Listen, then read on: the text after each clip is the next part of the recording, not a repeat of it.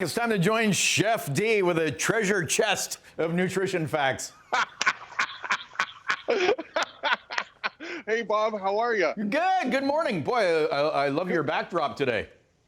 Oh, yeah, we're out at Deer Ridge. I don't know if you can see, but actually we put 30 pails for maple syrup, and there's a gentleman out there picking them up right now. So fantastic. So we're making our own maple syrup. I'll have to get you some, Bob. Okay. So today we're going to do, it is Sunny Dog Barkin herb and garlic cheese. So it's a really big flavored cheese. So I thought we'd do two different recipes with it. Okay. And one of them is a corn chowder. As you can see, I just started sauteing some leeks, some potatoes, the corn, and some celery root. Now we're just going to add in some vegetable stock, about a liter of vegetable stock.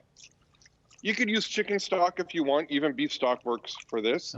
And then, fast forward about a half an hour and you have this amazing soup. And what we're going to do is we're going to puree it now. And it doesn't have to be a real fine puree, but just a simple puree.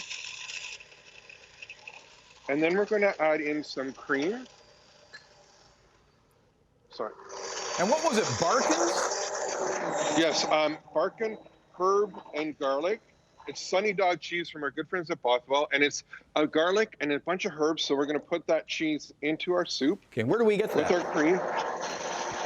You can get it at any grocery store, Sobeys, Fortino's, Loblaws, any one of the major chains. Okay. So our soup's done, but now we're going to make our scones.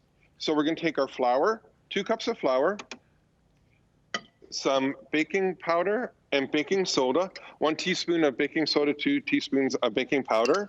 And then you want really, really cold butter. So you want it just to come right out of the fridge before you put it in. Why is that? And what we're going to do is, and then it makes it like almost like a crumble, the dough. And that's what you want. You want that butter to get in because that's what's going to make it pop and rise and be really moist versus, the dried scones that sometimes I can remember my poor grandmother making. And then we're going to take 1 cup of milk and put that in. And when we put the milk in, we're going to add in 1 cup of the herb and garlic cheese. I wish I could be there to help you, Chef, like the old days. I know, right? And then we're just going to blend this till it kind of comes to a dough. And then what we're going to do is we're just going to wrap this in some saran wrap, put it in your refrigerator for, if you could do it for at least an hour, if not overnight. And then you're going to bake these at 350 degrees for about 12 minutes. And they are just super. Just look at how moist and tender and soft they are. Oh, they look amazing. Okay. And then what I thought, Bob, is to go with our soup, I thought we might need a little sandwich, because we have great deli meats, we have great cheese, and we have this beautiful soup.